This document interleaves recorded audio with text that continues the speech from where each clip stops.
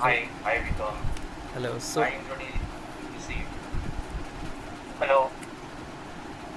Um, So ho- hopefully I can dial up with you once back at the conference. Yes. Yes, I think it was earlier this year, right? Sometime right, earlier right.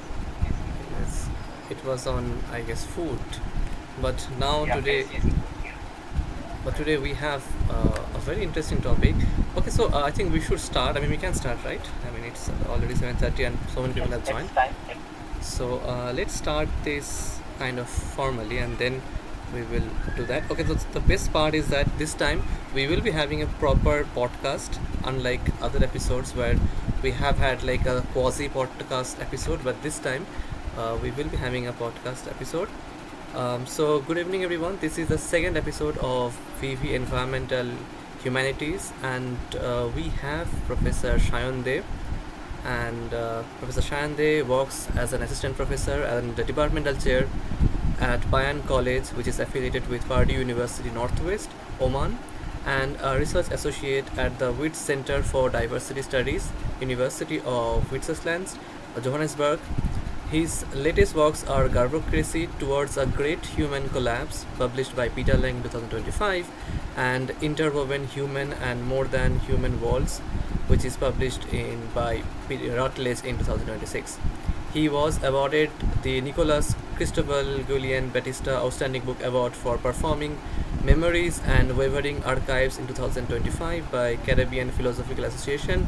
His research intersects post-humanism, decolonial studies, and environmental studies, critical race studies, culinary epistemologies, and critical diversity literacy.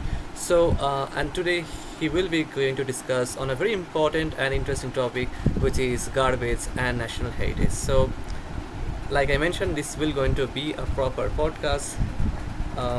So, over to you, Professor Shayan Dey. Would you like to start by mentioning what do you mean by the word garbage and national heritage? I mean, these are the two prominent keywords in your topic, right? Yeah. Thank you so much, Ritom. Thank you, Indranil. Thank you, Shangi, and thank you altogether the Victorian Vanguard community for inviting me for this very interesting session. And also thanks all of you for joining in for today's conversation. And I think it's a good question to start with because both the terms garbage and national heritage, of course, with respect to its mainstream, usual, popular understanding, is not something that I intend or I have been intending to engage with so far with respect to my works and conversations and reflections. Um, Basically, the way I look into the term garbage, and of course, I'm not the first one to do that. I do have my own locally contextualized social, cultural, and multiple forms of political and you know physical, emotional, and various other perspectives of understanding.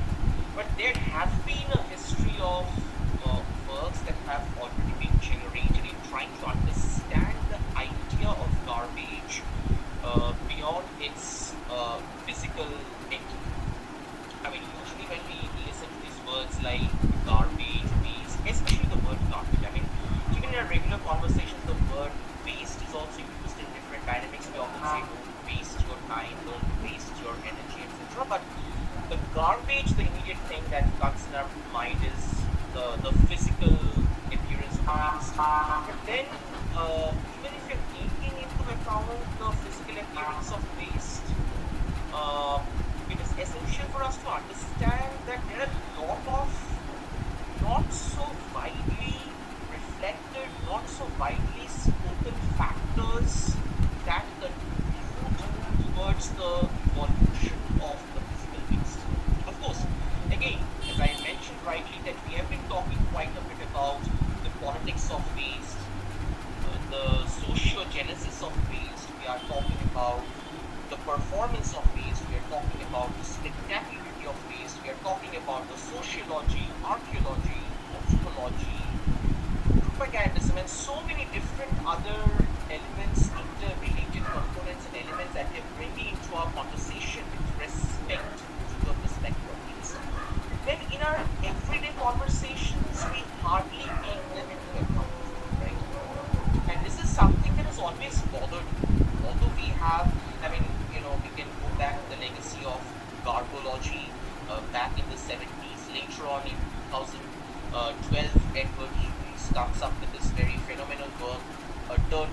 with waste, or garbology talking about the anthropology of waste. Prior to that, of course, Sigmund Bauman, in a very specific socio-political circumstance, very specific socio-political scenario, talks about wasted lives, right?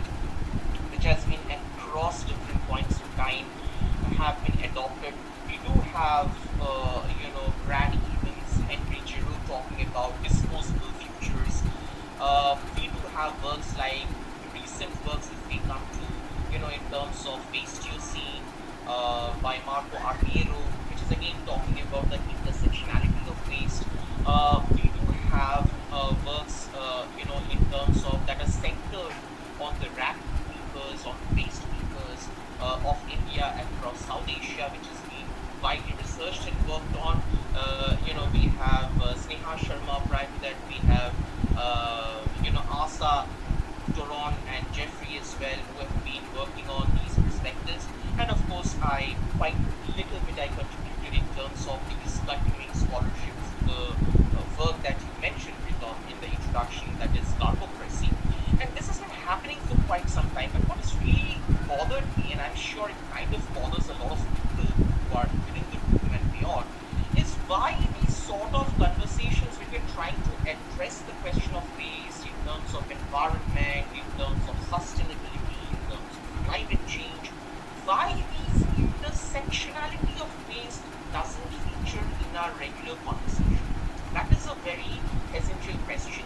And again, I mean, we always do have these excuses, and I'm using the word excuse very consciously here, where if there is a waste problem in a locality, we could be saying, oh well, the locals are not conscious, the municipality is not conscious, the waste management plants are not working, the waste management, the municipality waste management system has not been revised and updated with time, etc. Which, of course, I mean, I agree that these are the kind of glaring problems that it faces. But then there are scenarios, there are situations where waste has been, the whole idea of producing garbage has been inscribed within our psyches, within our bodies, within our actions, as a legacy across generations in such problematic, normative, spectacular, celebratory ways that not only that we don't realize these intersections in our everyday living circumstances, but we live, we perform, we sort of theatrize these sort of intersections or garbage as a matter of pride, as a matter of our culture, as a matter of greatness, as a matter of falsely ascribed narrative of ancestral values, and so on and so forth. And that is where this question of the national heritage comes into the conversation. And this is why, I mean, I know that, prior to this conversation, Pritam and I were exchanging some informal notes with each other to see where we are going to initiate the conversation. And at that point in time, I remember I was sharing with Pritam that, of course, today's presentation, I mean, today's not presentation exactly, the conversation is centered on the question of waste and national heritage, but simultaneously, we can also read it as waste as national heritage as well. And that is why we have glaring examples. Like, for instance, people would stand in this extremely toxic, stinky, polluted broth, which is officially known as the Yamuna River in Italy. They will perform rites and rituals, and that will be projected across the social media as a matter of national heritage, as a matter of spiritual legacy, which is absolutely insane. I have stayed for 10 years in Varanasi, and I'm saying specifically bringing the example of Varanasi because this is the city that is entirely evolved around the banks of the river Ganges. And of course, not getting into the spiritual nitty-gritties of the city, etc. But one thing, of course, we are all aware, more or less, in this room,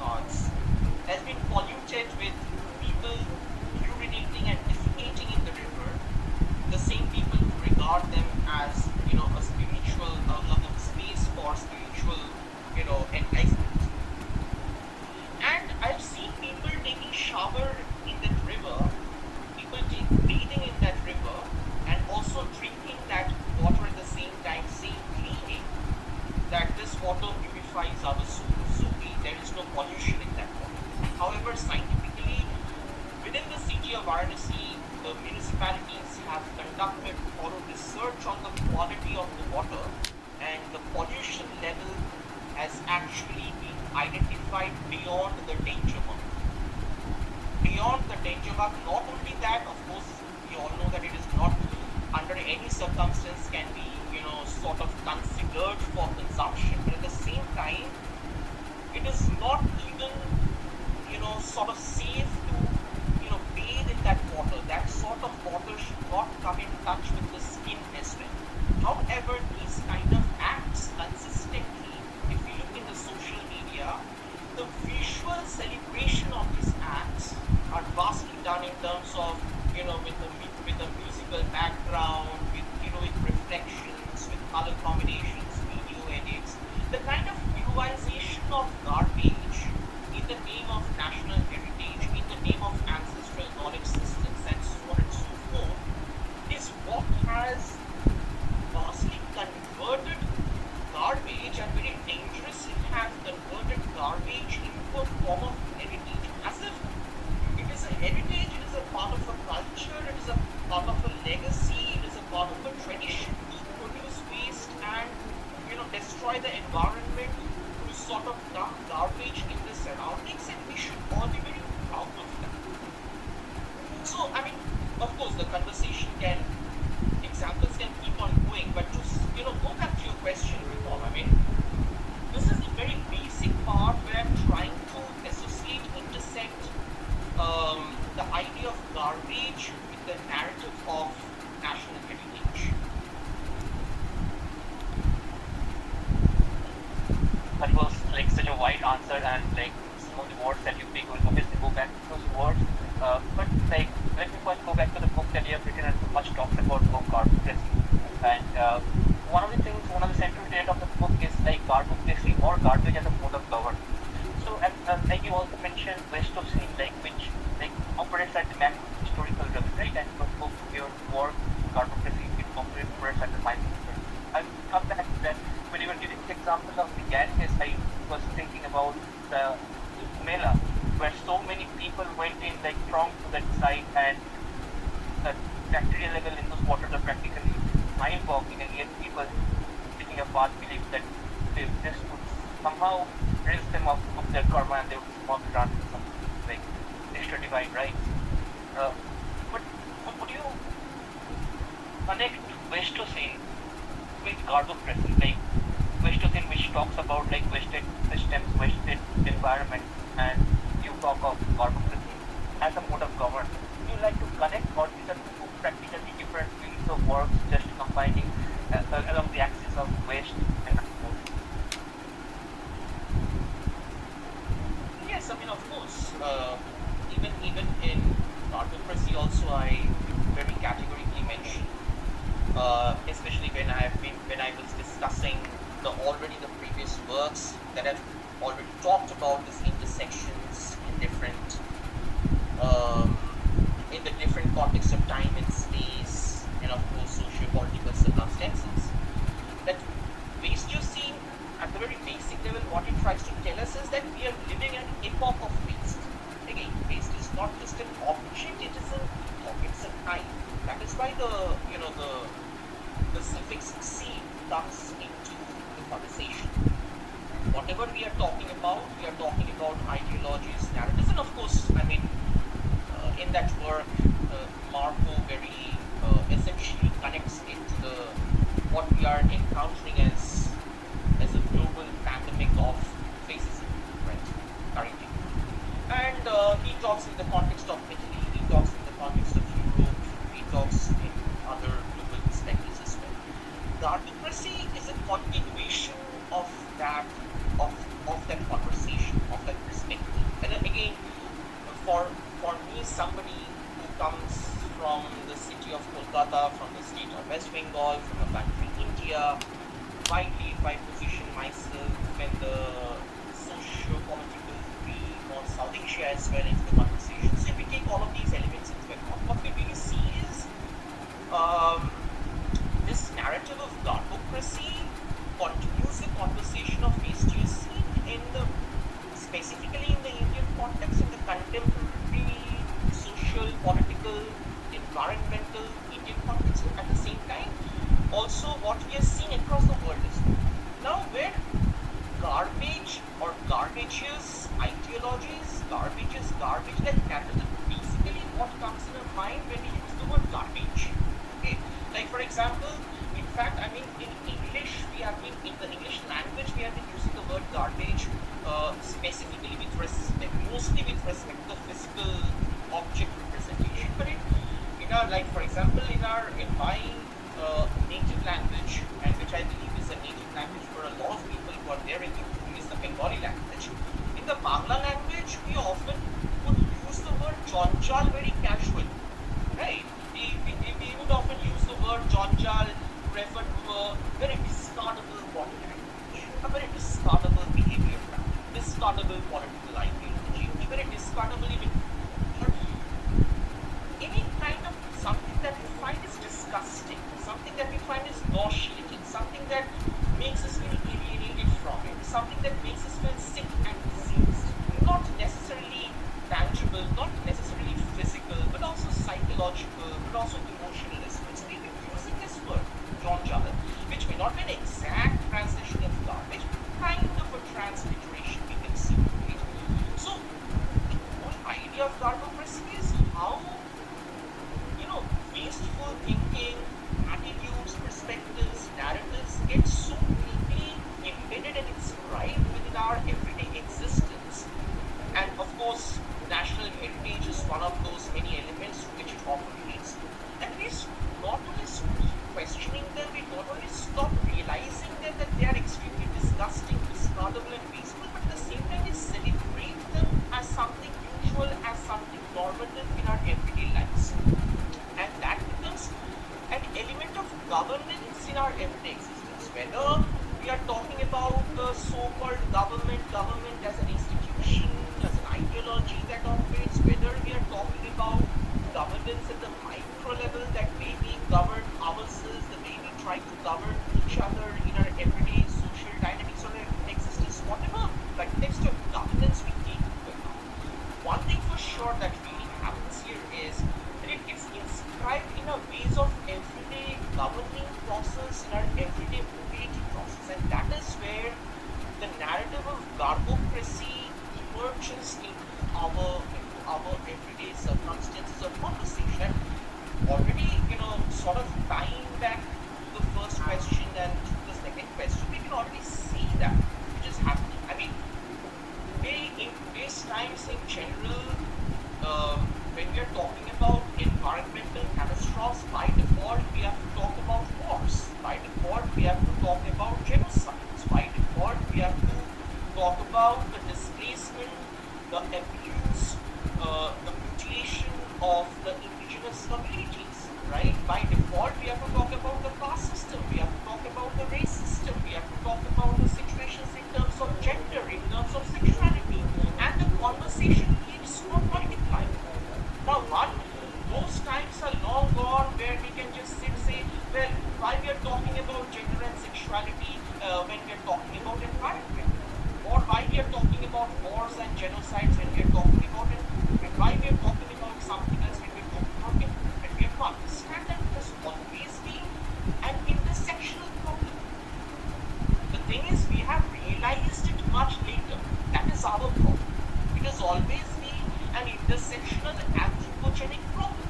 I mean, endless examples can be highlighted here. For example, if we go back to the times of the colonialism in the European colonial era, one of the way of the uprooting of the indigenous native communities from their lands was also about uprooting nature, was also about uprooting ancestral knowledge systems, was also about erasing, surveilling, and censoring so many other elements at the same time. So, this narrative of garbocracy, what it tries to make an effort is tries to bring it into our everyday conversation. Why we need to have this conversation like in this informal space? It should be just be restricted and reflective, within a very fortified, elite academic space. Okay, we are having, of course, they are also very important. We need to sit together. We need to talk about race. We need to have application. We need to have policy making, but in simultaneity with our everyday modes and modalities of application. And this is something, a global goal. I would say everybody is talking about where is the application. And garbocracy is one of the many ways, of course, to realize the pathway towards that application.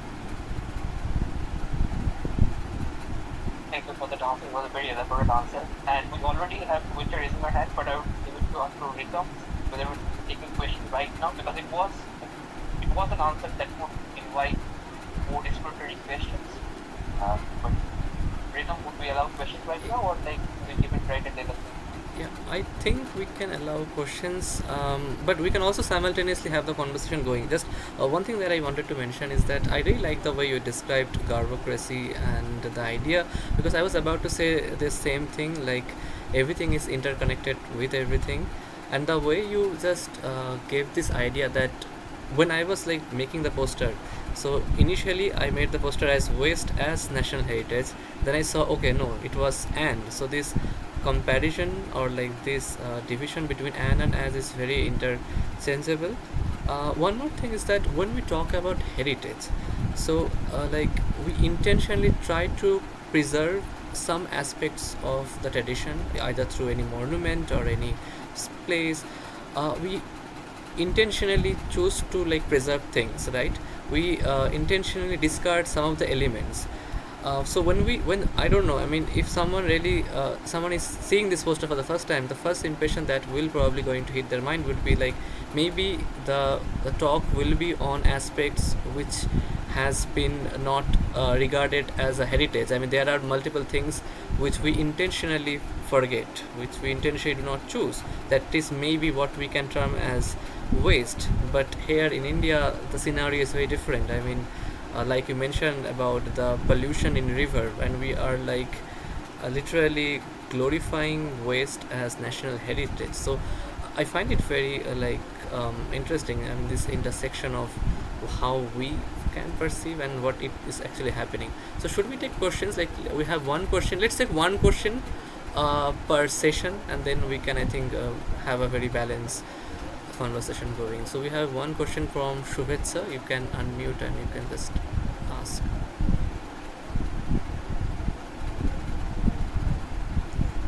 Would you can go ahead and unmute yourself and ask me? Good evening, sir. Good evening, Nikamda. Here, Shubhecha this side. Garbage is type of a cycle.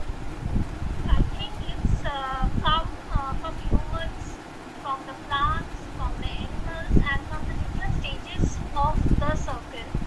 So I will mainly tell that half of the garbage is not collected by us. We cannot always give to the municipality or the wastage department system, which is mainly working here. And half of the garbage, which creates main problems, which like it can cause various kinds of diseases, which mainly humans are not concerned of. They always tales about that live young, live free, and so it's have been like when we term the garbage, it's not only tells about like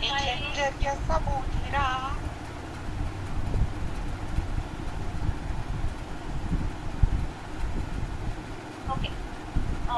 Sir, I'm continuing. So the garbage mainly comes from the side of humans and also by the plants. But its real system is to transform it into an useful waste. Like it can be balanced in like plants growing also. Like growing of plants and making like plants gives us more free of oxygen, nitrogen, which is their daily news and all. So we can give back to them also as what create its own time to give it ours to self, and it is a non-stoppable cycle. It is non-stop cycle. So I think garbage is as important as human needs also, but garbage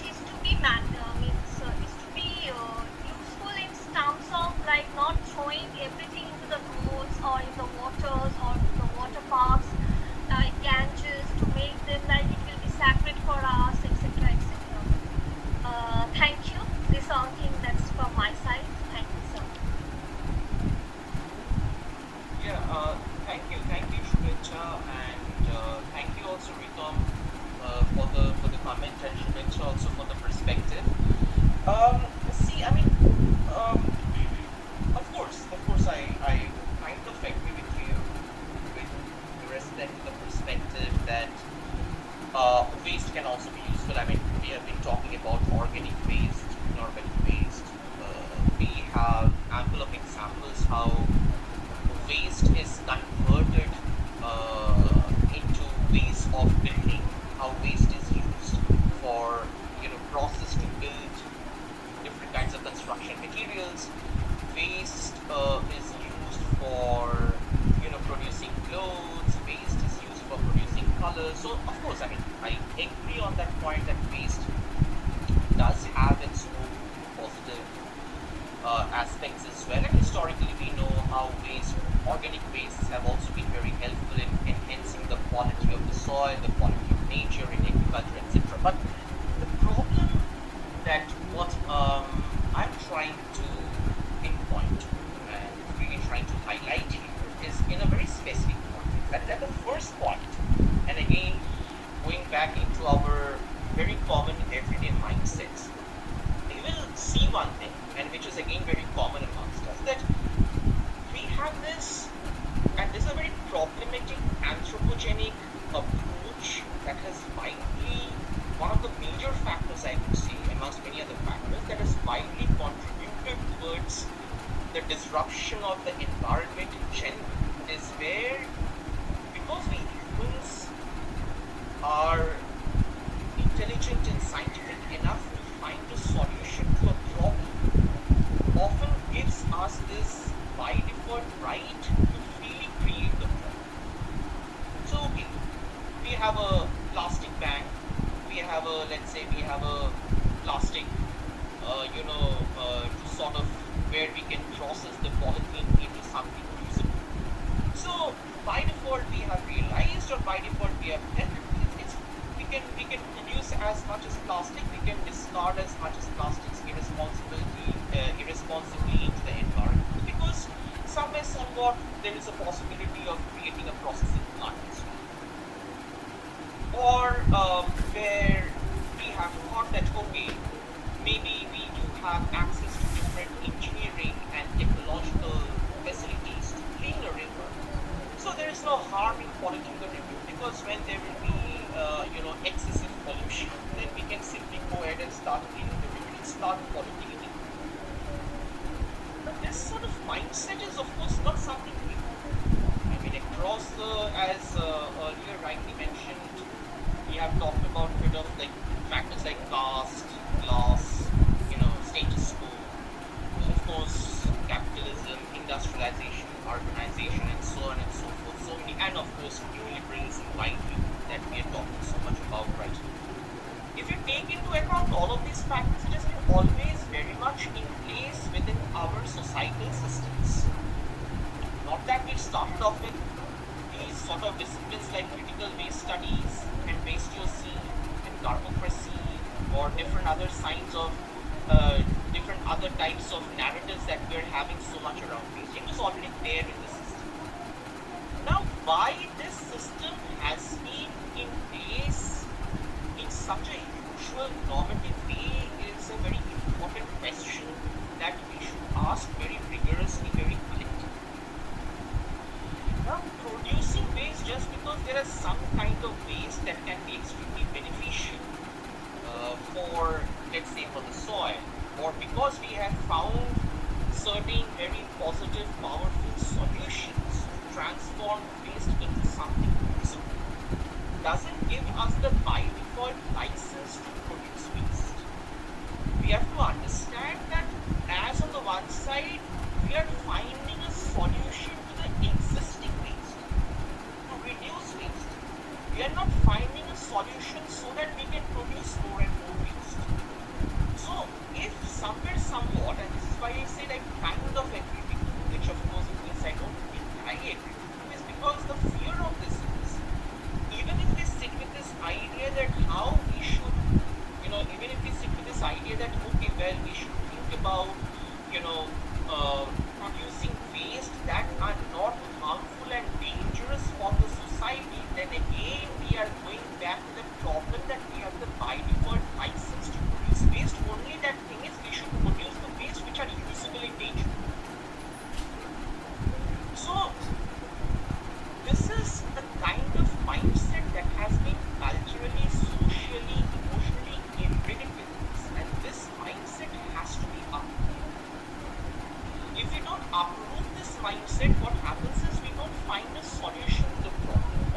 side we are trying to resolve the existing issue, on the other side we are multiplying the issue. This is what precisely, I mean, if we put this narrative into a more complex, into a wider discourse, what we will see is, this is how greenwashing, this is how green capitalism, this is how, these extremely eyewashed narratives of the UN SDGs. We are talking so much about United Nations Sustainable Development Goals, which have already failed in terms of its application at multiple levels, but we are consistently talking.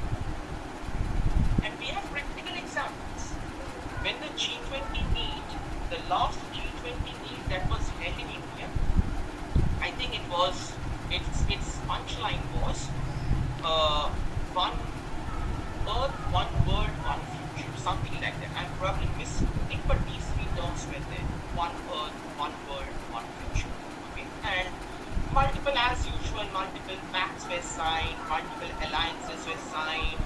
We should think about the optimum use of resources. We should think about producing, different sorts of minerals, or producing different sorts of, facilities, or where we don't overuse the existing resources that we have. Rather, we should blend the different sorts of organic materials to produce environmental friendly resources, etc., etc.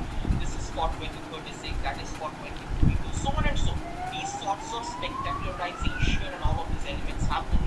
People joined hands, there were thunderclaps, and everything remains the same. However, during that time, when the farmers raised their voices to protest against how chemical fertilizers are forcefully deployed in their fields to aggravate the speed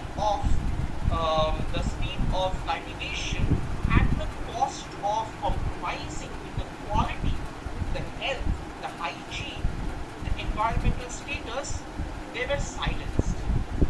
When the convoys were passing through there, they were pushed on the streets. When Donald Trump came to visit India, at that time overnight, because Donald Trump was supposed to pass through that particular roadway in the city of Ahmedabad, which actually had a massive so-called squatter settlement. I'm not using the word slum. It's, of course, problematic in many ways, so I'm trying to use probably a better, more sensible word. I use this squatter settlement. The solution now, usually we know the sort of appearance of a squatter settlement. We don't have to describe it. The solution that they found was to build a massive wall, and it was built in 48 to 72 hours to hide that squatter settlement so that no one is visible. And of course, I know we are talking centrally on environment, but because we are also talking about the intersectionality, I'm pushing the discourse into these intersections as well.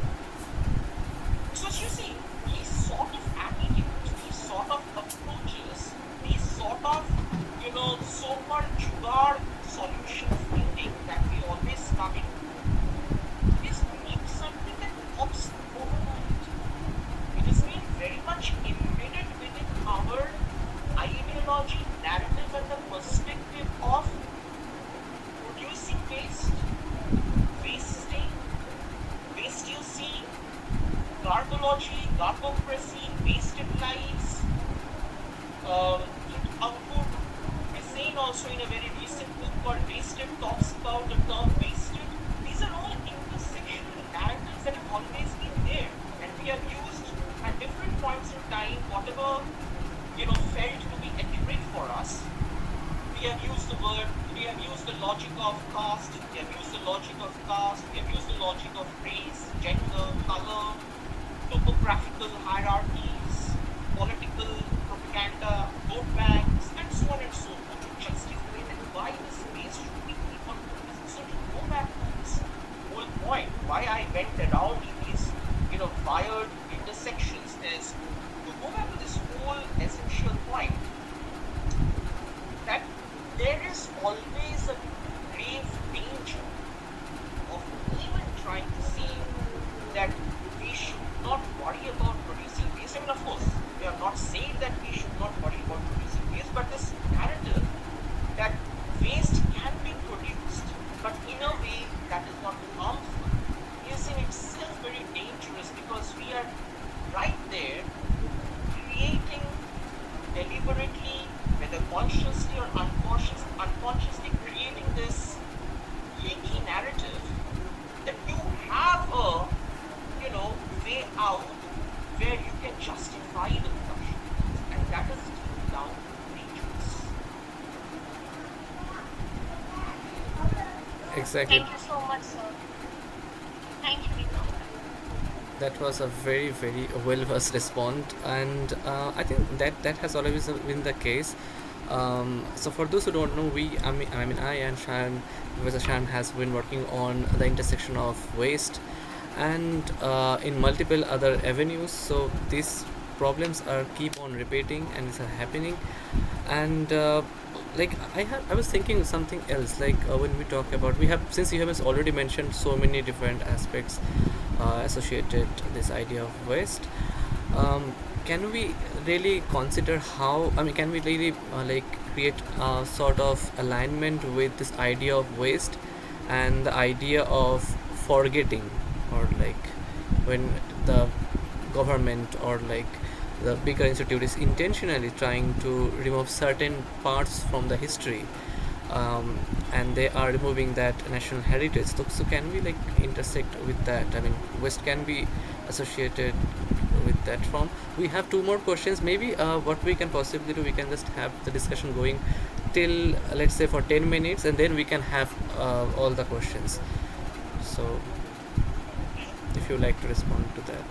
Sure, Hello. sure. Uh, Thank you, Vikram. Hello, Shayanda. I'm Govinda Bhakto from Kolkata Rammohan. Yes, yes. Actually, I am reading this lecture. Actually, you are talking about of garbage, and I am thinking of this in partition. The people from Bangladesh who came to India during partition 1947 and 1972, and these people are discarded. That the surplus people, when they came in India, these people did not get the respect or the citizenship, even a proper kind of care from this government, and they are shifted to different places of West Bengal, like Champi, and other places. This is the outskirts of the city, and these people I think, they are compared to this garbage, like, and how do you discuss these people? At they are treated garbage, and they did not get that kind of respect or that kind of facilities or that kind of government government facilities. And how do you discuss, how do you see these people, how they are treated as garbage, and what was the government doing at that time? That government did not pay attention. Even they think that they will be given lot of big care, or they will be given some citizenship. Ultimately, our government, that's when the civilian government was at the time, did not pay attention to them. Actually, just politics. How do you see this matter? So, like, before Dr. the response, I would like to like extend the question a bit further. Not question, like, even this morning I was coming across the news, like Spain had to deploy their military because there were migrants crossing into Spain. There was a lot of migrants coming, and Italy says that they will suspend like immigration from Spain for the time being. So, tying to the question that Govinda asked and also become asked, that this whole concept of this, like, who gets the spectacle, who gets the exposition, and what other spaces are sanitized, and much like importantly become asked, like, who do we remember and who do we forget, like who all are wiped off from the scale of importance and who are with the principal focus. And I guess like all these questions are parallel as they are like vouching for the same answer. Over to you. Yeah, thank you actually for the three questions. I mean, they're indeed very interrelated. It's a very interesting continuation of what Rikon stopped as the question, and then Govindo and of course Indranil went ahead. See, and I think this sort of also invites me to slightly highlight in this sort of highlight this idea of the idea of the disposable futures, which is of course I mentioned as the name of the book by Brad Evans and Henry Giro. Now, in this particular work, this is something that you know very much relates to this question. As well, like how do we identify a disposable entity? How do we identify whether an object should be thrown into the dustbin or whether an object can be, kept with ourselves for sort of public display or just for our own personal use or for our own personal pleasure. The similar way it goes with the environment as well, right? The whole idea about today we talk a lot about vertical gardens. It's an essential part of the so-called green sustainable architecture or the whole idea of the UGS, right? The Urban Green Spaces project that we see across. Um, Now the thing is, at the very first end, what is essential for us to ask this question that what has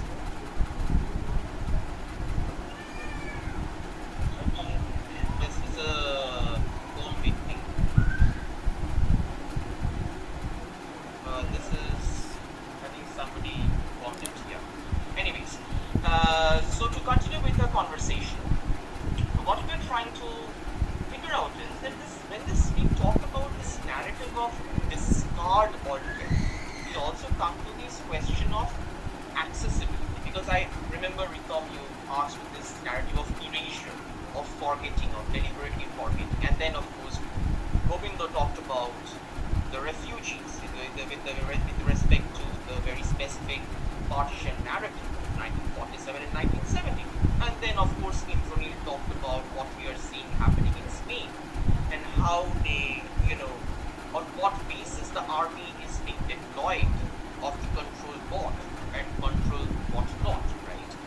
So there is always this element of, when we talk about this element of erasure, and in this intersections of the human and the environment and other forms of the human lives, it is also the question of accessibility. Like there is the society always operates in this perspective, the society always operates in this mode where we have to understand, where we have to think that who has the accessibility to certain perspectives and who doesn't deserve to have any form of accessibility to basic infrastructures. Whether we talk about general of what is happening with the refugees, in terms of we can talk about other forms of refugee crisis like the Rohingya refugee crisis and various other forms of refugee crisis that the world is encountering right now. We can talk about what has been happening historically for centuries between the Mexico and the US border, right? So there is always this underlying perspective of accessibility that has to be concentrated within a minority so that the majority can be erased. And that is how fascism is working. That is how neoliberalism is working. In the past, that is how socialism has operated. That is how a lot of distorted leftist, rightist, centralist narratives have been operating. More or less, if we look at combinationally the political ideologies out there, we see there is always this concentrating the accessibility to a certain very specific few group of people so that the wider crisis of inaccessibility is generated. Because if we fail to generate this wider access of, wider perspective or the wider practice of inaccessibility, if you don't generate that, we won't be able to normalize the narrative of garbage, normalize the narrative of discardability. And if we don't normalize the narrative of discardability, we cannot also facilitate the propaganda of accessibility. We cannot facilitate that, okay, 50 years back, our people have tortured you so much, so right now we are throwing breadcrumbs at you as some facility. We cannot normalize violence and facilitation simultaneously, and that is how precisely the world operates. The countries which have always politically, socially projected themselves as welcoming the refugees are also the ones who have secretly, silently epicenter for censorships. Because to justify the violence, there also has to be to justify the benevolence, it has to emerge from this state of violence and histories of violence and abuse and disposal. That is from where only a selective number of people who conforms to the disposable state to a certain period of time only gets an opportunity to be recognized, of course, in a very limited, restrictive, hierarchical way, to be allowed to have the accessibility. It is again widely getting into this, complex narrative of cartocracy. This is what we see how cartocracy works. I mean, in today's times, if we look at how the current fascist government in India is operating in terms of the NRC, in terms of the detention centers, in terms of what happened prior to cancelling names of several thousands and lakhs and names of people from the voters list, in terms of identifying legal and illegal migrants. Of course, I'm not saying this problem is not. I'm not saying we don't have illegal migrants. I'm not saying that. Of course, we do. This problem has always been there. But the mechanism of identification is not intended of what is being projected on the ground. The mechanism of identification is to, before creating this false narrative of benevolence, we will do this, we will do that, we will help, we will assist, we want the laws equal for everybody. To create this false narrative of benevolence, one also has to first generate the crisis. And this is why, just to give one very specific example, when we talked about Swachh Bharat Abhiyan, okay, when it started off as one of the essential movement that was made, many of these political leaders, okay, they deliberately, curated, orchestrated this sort of narrative that the roads are dirty, and they did it by inviting people to dirty the clean roads and then cleaning the roads to create that sort of acrobatics of cleanliness of the Swachh Bharat. And today, we see that the Swachh Bharat Abhiyan has actually multiplied into a narrative of cleaning the country, cleaning the nation of the people who do not conform to the narrative, the dominant narratives of the present fascist regime. This has accumulated gradually, right?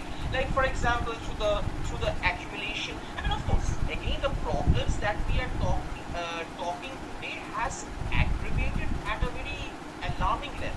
These problems have always been there, even in the regime of the previous governments as well. Maybe not to this intensity, but it was there. We cannot deny that, right? So this gradual accumulation that has taken place in terms of erasures, in terms of being extremely alien towards the refugees, has emerged because this sort of emergence, this sort of chaos, this sort of violence historically needs to be generated. Otherwise, the fake narrative of benevolence, the fake narrative of care cannot be sustained, and in fact cannot be sustained.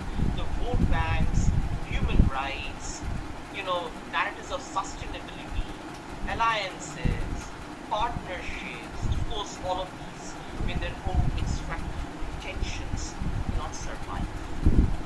So to cut a long story short, we do have to think, if you're talking of erasure, simultaneously we have to talk about, accessibility.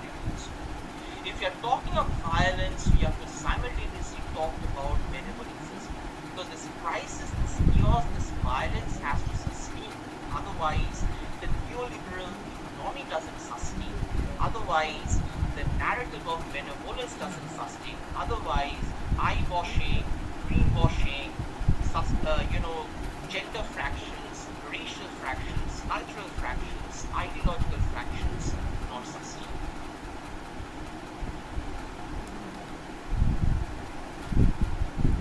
I wanted to add something. Please go ahead, Shaman. I was just, yeah, I was just thinking that, the relationship with the state, with the authority of the government in the West, is not a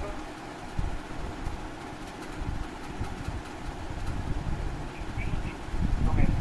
Domestic violence, where they always blame of managing will the more something that people mentioned, the frequency that people mentioned, that Hindu right is very much doing this narrative now. Like they are securing a position on that is reducing particularly the benefit. That is converted into a narrative. So the power of the sovereign is always converted. Start the way. So it's not only about discard. I remember the a very interesting book by even immediately convert so continuing to take the communication, which is the reality of becoming a West that is very good. It's not only a good relationship. Actually, the landing is Thank you so much, Shamrata, for the reflection and connecting, because um, it's very true.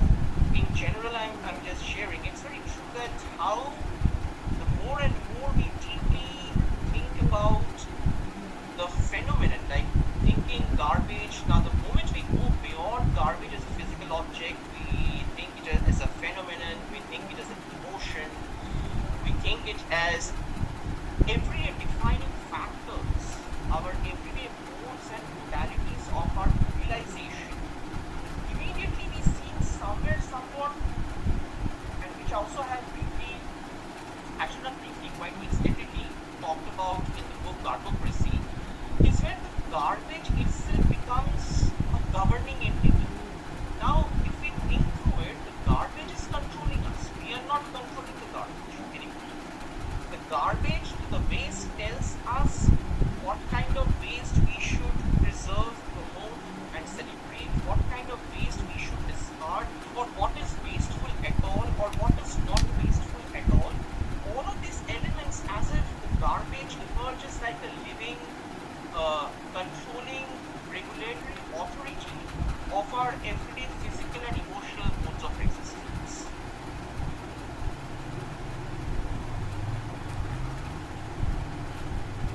thank you, Shah.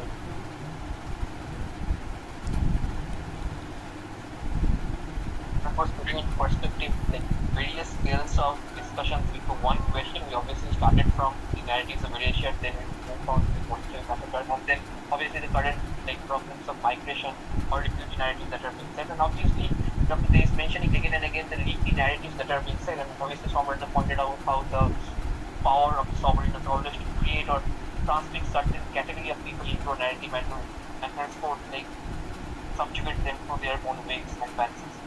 So thank you, comrades, as well as Sayanda. Uh, Ritam, would you want to ask next question? I see raised hands. It would thought better. Like, would you allow questions or would you go ahead with your own question at this point? Yes, I think we should take questions because we have plenty of questions, right? So if anyone would like to just unmute yourself and ask the question. Shrishti, if you would like to go first. Hi, good evening, everyone. Actually, sir, this was a very good lecture. We recently had our more lecture on the garbage, and it had a very different perspective to what you have said. It's a very different one. However, my question is that in this recent times when we are actually the consumers, right? We are living in the consumerism, and everything is feeded to us and through the advertisement and everything that we see in the social media. Fast fashion has become one of the major cause for a lot of garbage that has been created or dumped. At the same time, I believe there are a lot of water wastage that is happening. It is due to the fast fashion. And also, the thing that you were saying about the fertilizers, right? There is a movie that has also came in the recent times about the fertilizers, that how it has ruined the soil of the Punjab and the Uttar Pradesh and the other fields which got benefited from the green revolution. However, now it is completely in the ruins because the fertility really is not that good, soil is not very good. And and it is leading to a lot of problems. For example, cancer or the problems of the uranium in the water and the lead in the water of Punjab. Also, I was thinking that, however, at the same time, we can see the parallel example of Sikkim, which has completely gone from the fertilizers using state to an organic farming state, and 100% it produces now the organic food. But at the same time, we can see that it was a lot of investment and also the enforcement by the government that was done. It was not something that was done only on the part of the people of the citizens who are living in the Sikkim, but also the government, which has been operating there for 2 decades, right? They have invested a lot in that system. Yeah, of course, this requires a bottom-up approach, which means that the people at the base level needs to rethink about their living lifestyles, because again, it takes us back to what the Gandhi had argued about the minimal living. Because I believe that in this generation and in this time period where everything is made up of something that is not biodegradable, and where there's a use of a lot of plastic or any other thing which is not good for the environment, I believe that we really need to rethink all of these things. But at the same time, we do not think that it's just not the people. I mean, the waste management is also something that plays a great important role. Yes, we need to think that we need to self retrospect about the fact that we need to stop using the things which can pollute the environment, but at the same time, we need to do something about the garbage that is already there and which cannot happen without the help of the government. Because I live in a village, okay, and I am from Himachal Pradesh in India, and it is a hill region. There's no garbage management as such in here, and people, especially the women, suffers a lot because we periodically have to go through this menstruation cycle, and we use the sanitary napkins, and there is no disposable place or area, or we can say there is no government management there, and thus even if we don't want to pollute that area, it just completely leads to this. Yeah, that is my question. If I'm able to make sense. Yeah. Thank you so much, Srishti.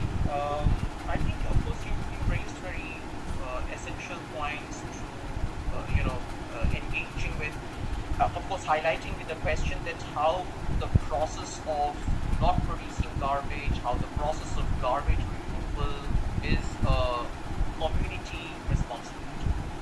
And and this is, of course, something very important because one of the very, going back to the different perspectives that we were talking about intersections or the intersectional narrative of garbage, and how garbage very unfortunately has gone to the extent of being a national heritage of pride, honor, and celebration, very unfortunately, is, of course, one of the many reasons is because the lack of our community realization, right?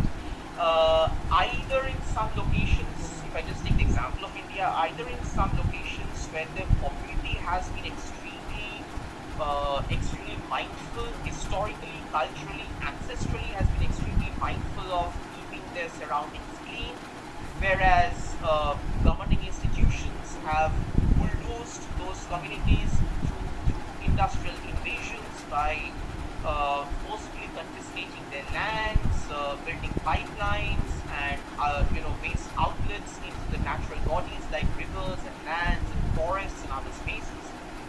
Or it has also been the other way around, where the government, in its own way, have been trying to generate initiatives, through whether we are talking about waste management, through waste bin installations, through different sorts of organic and natural modes and modalities and technologies of waste management, but there has been least cooperation from the locals to facilitate that process because of caste factors, cultural factors, social factors, it can be gender factors, historical factors, various other factors as well, which have sort of logically sustained this narrative that this is not our responsibility, right? And I mean, of course, at a very basic level, when we also identify the problems with cartocracy, what we also simultaneously trying to see, then where do we move towards? We just cannot sit here and just let the problem flourish and just leave the space and bang our heads against the wall and say nothing is happening.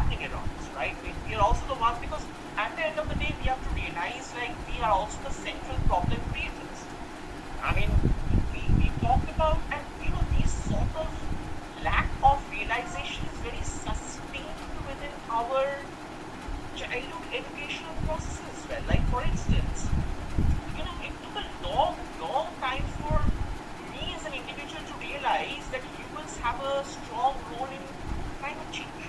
Okay? Because whenever to a vast extent of my time in my life, I've always believed, because the surrounding narratives have always tried to justify this, that whatever climate transitions it is taking place in terms of severe temperature rise, in terms of the El Nino, El Nina, and even before I got acclimatized to these terminologies, technical terminologies, it has always been said that it is just a part of the climate change. This is just a part of the geological process.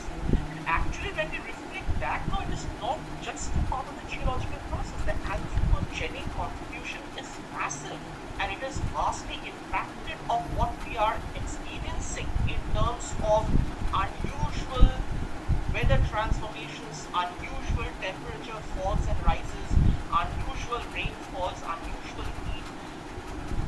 This sort of narrative should not emerge within the textbooks, in the classrooms, or through a specific set of degrees or research papers. It should emerge within our everyday conversations. And of course, people like Christy Dagley, people have spoken about the true sea, people have spoken about, the human, more than human reflections. We have people like Mai Chichimok, we have people like Erin Manning, we have many other, people who have already been talking about, we have people like Susan Sontag, we have many other scholars and historians and activists consistently, reflecting on this whole question of how we have to understand naturally, not something as extravagantly special or extravagantly spectacular, to understand that when we are using this word human, right, we are also not trying to refer to the human as a individualistic, hierarchical entity sitting at the top of the pyramid. The human is also the humans, as Donna Haraway rightly says in the book The Snake in the Trouble. What is a humus? Humus is always in a recitable state, in a continuous state, in an intertwined state, in a rhizomatic state. There's an element of collectivity in this idea of being a humus, or this whole object of humus, right?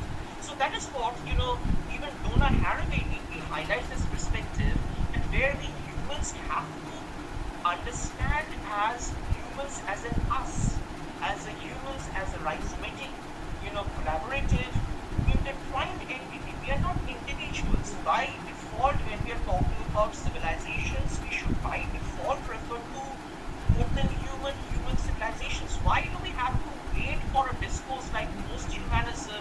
Why do we have to wait for a discourse like environmental humanities? Why do we have to wait for a discourse like critical base studies to emerge to make us realize that this world belongs to all of us? Especially when our basic sciences taught us that even humans were not the first lives in the planet. We came much later. So there is a whole history, experience, science, technology, everything is there to convince us that we are not the ultimate, the most superior. So what exactly went wrong that for so many centuries we have lived with this false narrative, with this fictional ideology, with this belief that humans are the most superior living form of the planet Earth? And these narratives, of course, going back to your question, Srishti, these narratives should start in our everyday conversations. It should not start with the BSc in environmental studies. It should not start with the PhD in environmental humanities. It should not start with a conference on critical case studies. It should not even start in a conversation space like this. It should start by default in a natural, normative, usual, responsible ways, the moment we are born. And this has sadly still not happening. Of course, transformations are taking place. Parenthood is transforming, where there is a consistent effort by parents to, right from their childhood days, have their children be close to nature, be close to insects, be close to beetles, be close to the different plants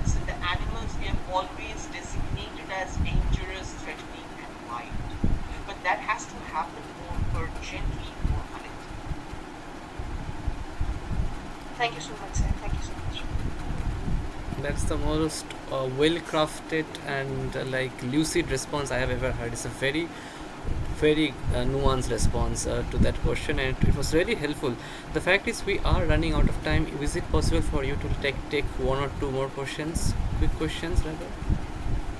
All right. So we have two questions, one from Anjali and one from another person. So just quickly ask the question. Then I think because we are running way out of time. Hi, thank you. You mentioned about how we focus so much on getting rid of the waste, hiding it, that we forget how much waste we are actually producing simultaneously. And when we talk about a bottom-up approach and how there is a knowledge that needs to be given to people at the local level of waste management and not producing, like regulating their waste management.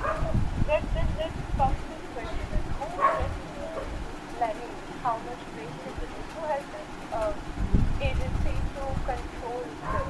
Like how can there are greenwashing and greenwash products, sustainable products produced. Who gets to actually acquire those products?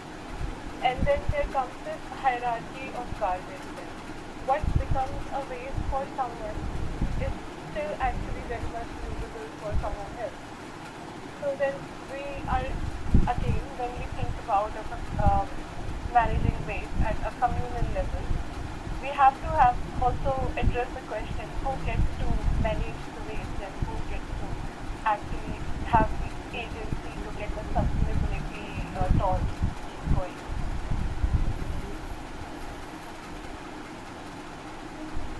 Yeah, thanks actually for this, of course, very, very important question. In fact, to the question of who gets to have the access to agency in terms of narrating and controlling the datafication and all, I would also like to add one question to this, and which I think for me would be more basic than this is, how did this scenario at all emerge historically, socially, culturally, intergenerationally, where there is the evolution of a specific set of agencies who dare to regulate and manipulate and control these narratives and data about how much more and how much less waste is generated.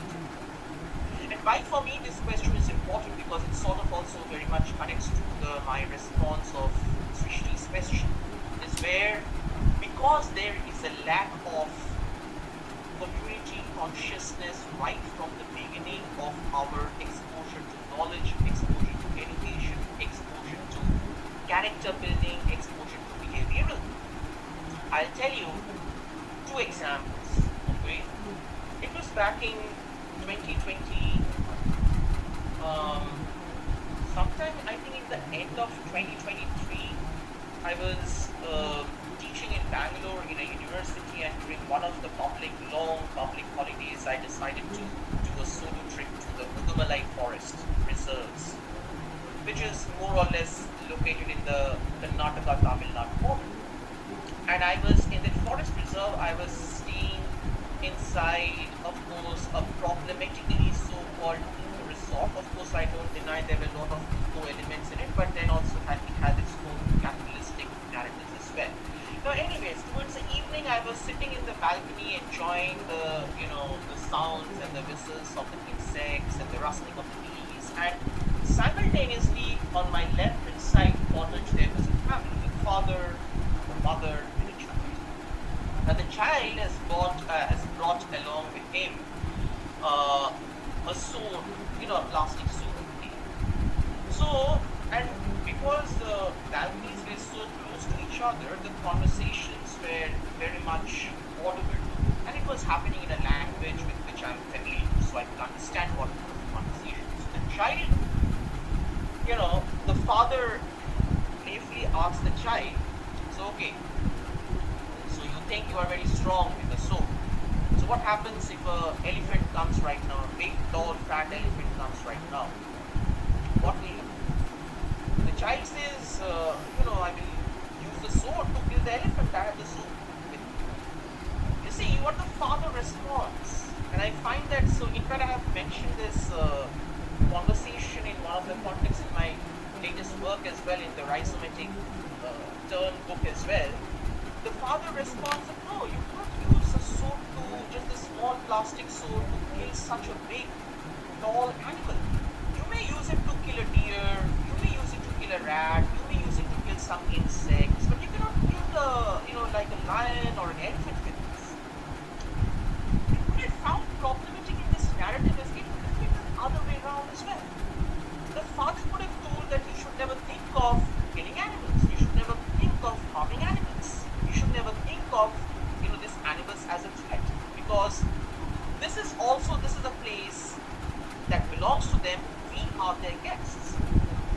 But what the father in this, of course, playful, so-called playful narrative was doing a dangerous thing and was trying to systematize this to teach a child that to what extent. The first thing that the father does is to sort of normalize within the child that these animals who are so-called wild are threats to the humans.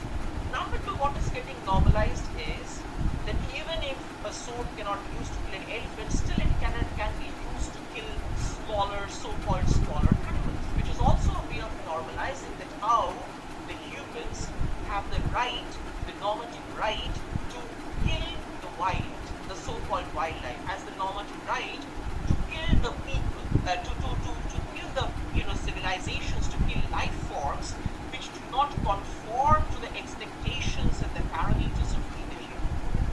Now, why I am responding to your question that who decides the agency, this is where the germination of the question, who decides the agency, stops. Now, who is deciding the agency? I'm sure this is a child, whichever school the child is studying. That doesn't matter. I'm sure the child is exposed to garden flowers. The child is exposed to the celebration of the world environment. The child is exposed to conversations on narratives about sustainability and protecting the environment.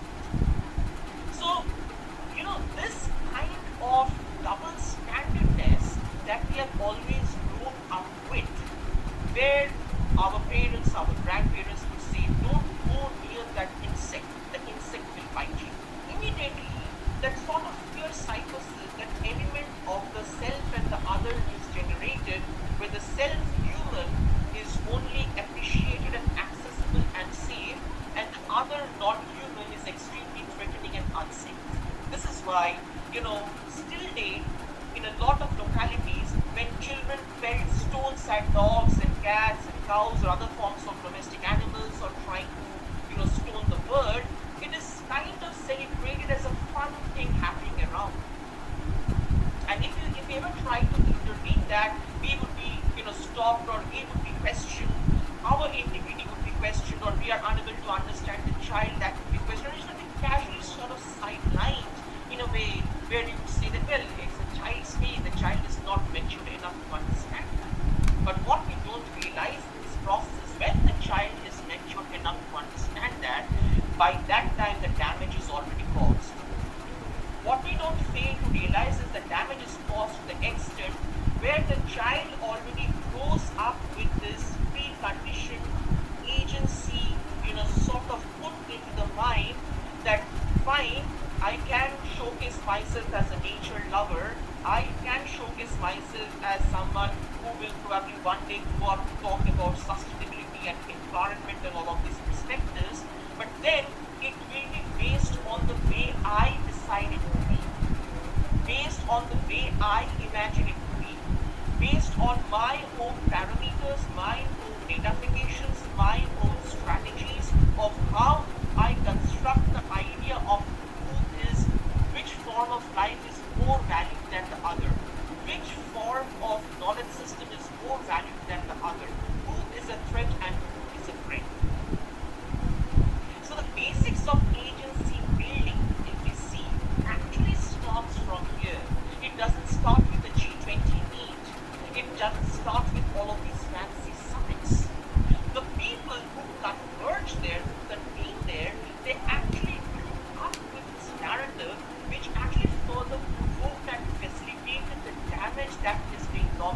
done in terms of brainwashing, in terms of brain activism. So if you're talking about agency building, how at all that is why I went back to this question, adding to your question, is to ask it, one of the basic ways of doing it is where we start with the narrative of how. When we start with the perspective of how do we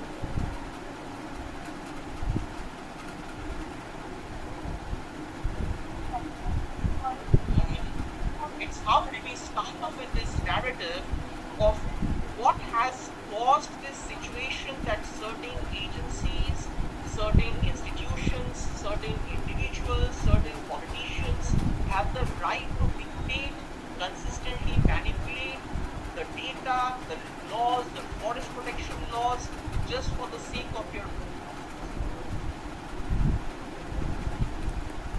So sorry for interrupting, but I want to ask you one thing. Sir, you gave an example of a father, child, and a mother. That example inspired me and reminded me of one thing, that it is historically and scientifically proven that the animals are kept on this planet, on this earth, to tell that, as well as it is as humans also, it's their place also to live in. And it's also tells that we humans came very late, before their part was the main thing on this planet. So it is proven, or not, I don't know, that animals are as well as not threatened to the humans. It is the best example to tell that they are very important things on this earth, which plays a very major role to the humans to keep them. Like you cannot make everything, because there are part of them also. So as well as 50% to the people and 50% to the animals.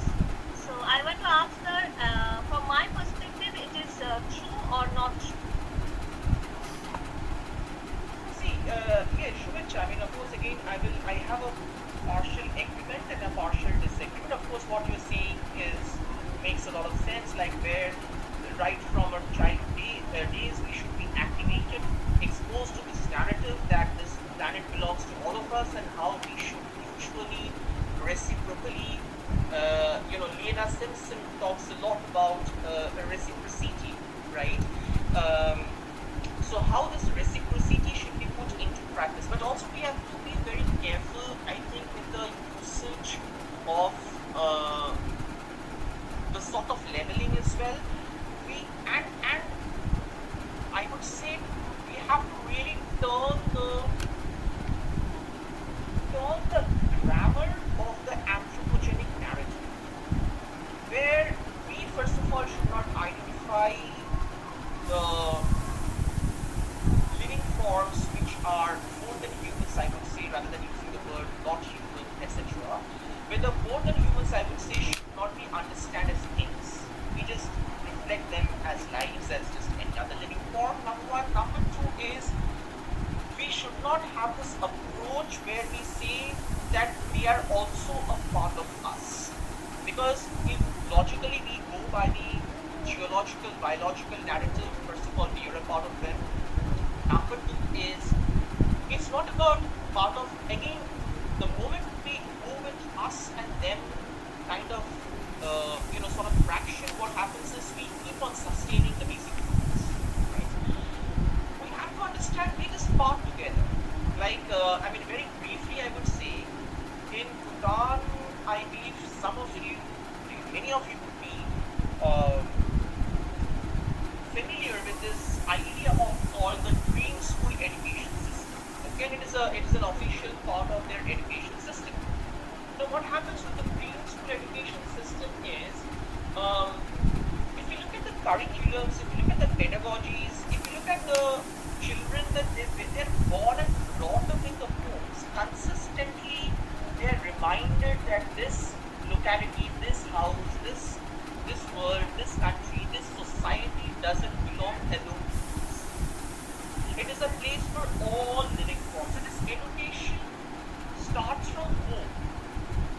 Even, of course, it is there in the school, it is there in the colleges, it is a part of their governance, it is a part of everything. But where does it begin? It begins at home, where the parents, after their child is born, immediately they are exposed to this narrative, they are exposed to this culture, and then of course that is blended with governance, that is blended with institutional policy, that is blended with educational policy, that is blended with culture, that is blended with their spiritual practices of Buddhism, and it keeps uniting.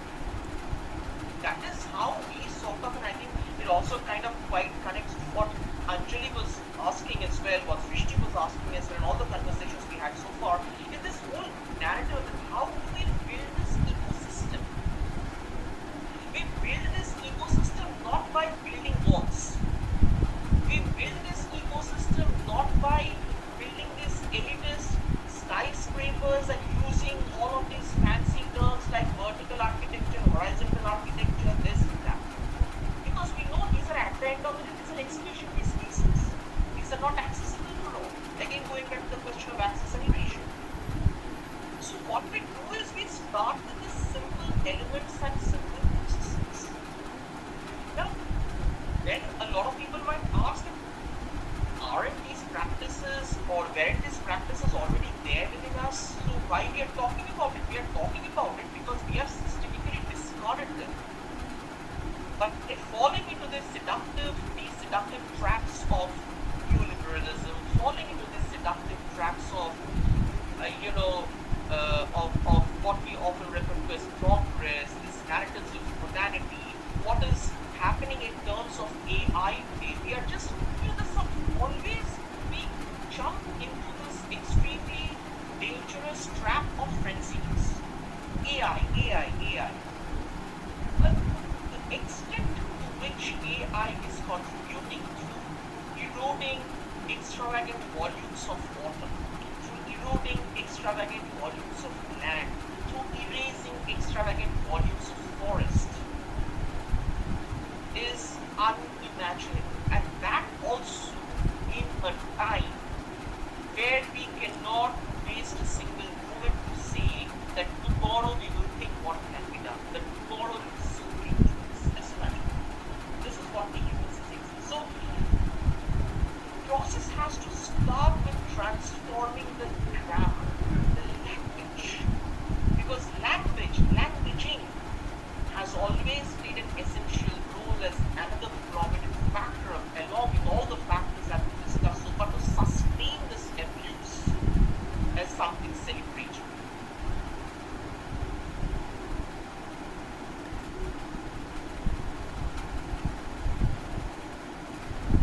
That was again a very very comprehensive response. I am liking the response actually. I was just listening to you, the way you were narrating the entire response, and the examples are also very like innovative. It has been a very engaging session so far. I think we are in the call for the last 1.5 hours. Before we end, I just have a one small, I think, one small philosophical question rather. So if our future generation remember us through the waste we kind of left behind, then what story would they tell us about like us or about India? I mean, it's more like a philosophical question to you. I don't think we will the it's very pessimistic to say this, but I think also very practical to say this, that we will not, if this is how we continue, I don't think we will leave a future generation to ask that question. I don't think the future generation sustains or exists anymore. And I would like to defend this logic because we can already see, and I know there have been conversations here in the chat box where people have raised questions about landfills, Thapa precisely, about heritage studies, and in terms of the garbages, treatment of sacred spaces, congregating all of these questions and the conversations that are going in the chat box as well. The point is, we can already see that chemical leakages, bio leakages, everyday industrial leakages, domestic leakages in some locations across India has accumulated to such an extent.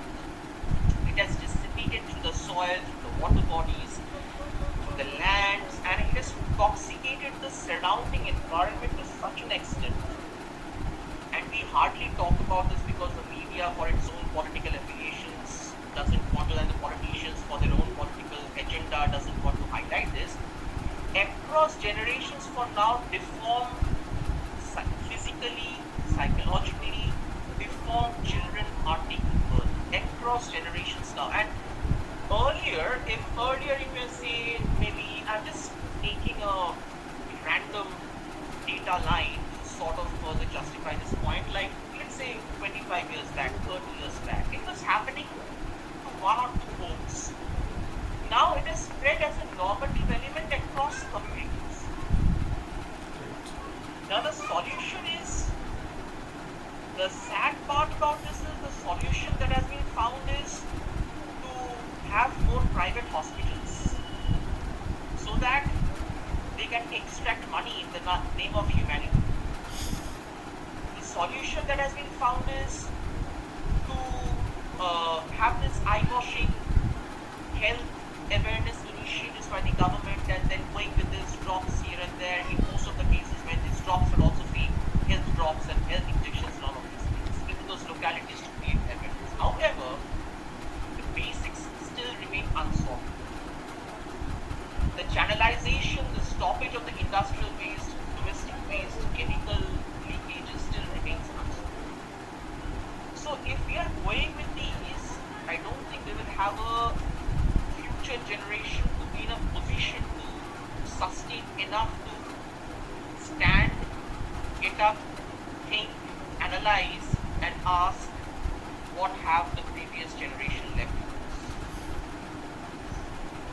us. According to this, I guess is the AI scenario. I haven't verified this personally, but I once again came across an article where it was mentioned that like AI data sets are being trained through very rare books, and after they have been trained, those models have been trained, those books are being shredded and discarded. And I'm not going into the production of waste at this point, but looking at how when knowledge is produced and keep it into an AI model, and removing the exact possibility of once again accessing the book. We have already talked about accessibility. It's making us more vulnerable than ever. And I guess we're at a position where we are being told that the future lies with AI and not with human intelligence or humanity at all. And to add on to that, finally with the line that is how we have happily, excitedly generated the Frankenstein individual. Exactly. The situation is very similar to Orwell's dystopian world. I mean, it's very horrifying when I have seen the video when they are cutting the like spines of the books and they're like throwing away after copying it. It's very bad. But anyway, I mean, the entire session was so engaging because when we had this idea that we will gonna create a series where we will having a podcast episode that should look like that should be very engaging, and I feel like this is something that we have achieved after a long time. The session was really engaging. It was what we actually understand as a podcast, and on top of that it was on environment. It really talked about the most concerning things that are happening around us. So I feel like this is a very important lecture that we had, and all credit goes to you. Like our standards, sorry to interrupt, but like by our standard, we have never transgressed that 1 hour Yes. mark. But today we are almost beyond like 1.5 hours. And thanks to all the respondents who asked very wonderful, interesting questions and played a vital role. And my key takeaway from this is that like the waste and bureaucracy and garbage, it is connected across several scales and several agendas, and we are talking about so many things. And thanks, most importantly, you have persistently kept giving like lucid answers as well as insightful answers, thereby inviting more insightful questions. So thanks to all of you, Ritom, Indranil, and all of you who have having these conversations in the chat box, who had questions and reflections. And of course, course, I mean, a perspective garbage or waste requires a collective intervention at this scale. And of course, this is one of the many reasons when Vikram was asking me about the format. The immediate thing that I felt for was to have a conversation because, again, and I think it sort of also then goes back to one of the question. I'm forgetting the name. Yes, Anjali's question that who decides the agency. Of course, we have to have a collective decision. I just cannot sit here and decide what needs to be done in terms of based on we three, four people. We all have to come together. We have to decide. We have to think. We have to act in whatever smallest ways. And I think this conversation in so many different directions, talking about crisis, frustrations, anger, whatever we have been engaging with, enraging as well, not just engaging, but enraging together as well, makes us feel optimistic in a lot of ways that at least we have realized, we feel that we have to deal with these concerns urgently and on an everyday basis. And that, of course, would be quite a strong takeaway for me. Thanks to all of you, and especially the Victorian Vanguard's team for bringing this whole event together. Thanks a lot. Thank you so much, and again, and we are honored to host you, and we would love to have more conversations with you. I think you're discussing about your book, Rhizomatic. We would love to have a conversation on that as well, like in the future.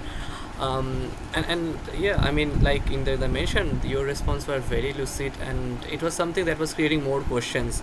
It was very insightful, and we are really really happy and honored to host you. So that's with that we are ending the session. Thank you so much, everyone. Thank you so much, Dr. Sayan Dey, for joining us. So with that we are leaving. All right. Good night. Good night, and thank you everyone. It's Peter, Dr. Prashant. Thank you.